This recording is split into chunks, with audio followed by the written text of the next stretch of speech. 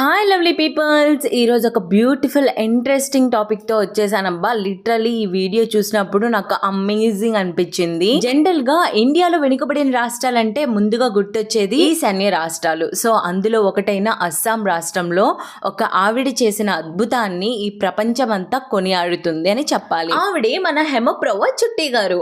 ఈవిడ యొక్క ప్రత్యేకత ఏంటి అంటారా? 700 పేజీల్లో సాంస్క్రిట్ లో ఉన్న భగవద్గీతని 250 అడుగుల ఒక క్లాత్ మీద తన స్వహస్తాలతో నేశారు.